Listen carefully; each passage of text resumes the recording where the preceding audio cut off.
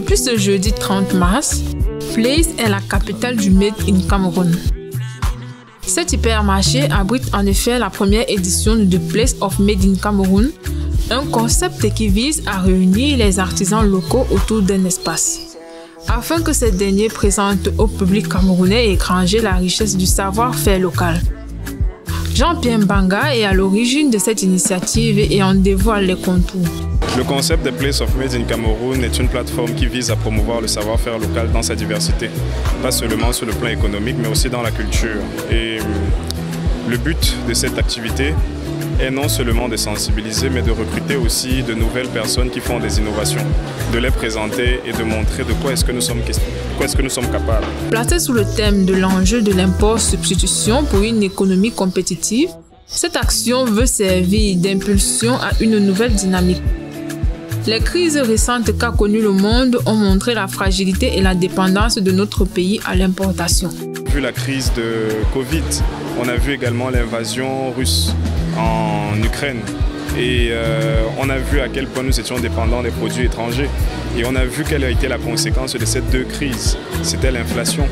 Imaginons un instant soit peu que nous avions pris la mesure depuis de mettre un accent sur le potentiel local. Aujourd'hui, nous ne parlerons pas de ces difficultés. Nous aurons déjà des matières, des options et des meilleures alternatives locales. Ici, on retrouve un peu de tout. Produits cosmétiques, chaussures réalisées à base de tissus locaux, du vin concocté à partir de bissap, cette plante qui donne une saveur particulière à plusieurs boissons d'ici et d'ailleurs. Pour Rémi, c'est ce chocolat localement produit qui retient son attention. Il est sucré mais un arrière-goût amer.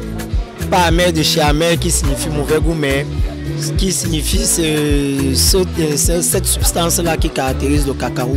Un peu plus loin, ces jus sont un véritable régal pour les yeux. Produits à l'aide des fruits essentiellement camerounais, ils attirent pas mal de curieux. Jeanne-Pauline, propriétaire de ce stand, commence en 2019 avec une boisson pour sa fille. Ma fille, qui ne mangeait pas, et en tant que première maman, je me dis qu'est-ce que je vais la nourrir parce qu'elle ne buvait que de l'eau. Elle n'avait pas de nourriture qu'elle prenait. Alors, comme ça, je me lance en faisant la compote. Je compose de fruits qui sont sucrés. Apparemment, ça attire les enfants. Elle adhère. Voyant le succès qu'elle rencontre auprès de son enfant, elle décide d'élargir la production au point d'en faire une activité économique. Je me dis, qu'est-ce qu'il faut faire pour vraiment me lancer? Et là, je me rappelle que, bon, tiens, mon papa faisait les jus, j'essaie de me lancer. Et quand je m'y lance, c'est ça qui a pris corps. Malgré leur cherté, ces produits Made in Cameroun gagnent des foules et les visiteurs sont conquis.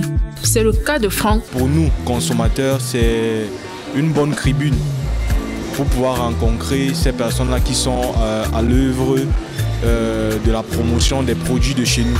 Bien que timide pour un début, le promoteur espère que de nombreux autres entrepreneurs du Made in Cameroun saisiront la pêche afin d'offrir de nouvelles alternatives au Cameroun.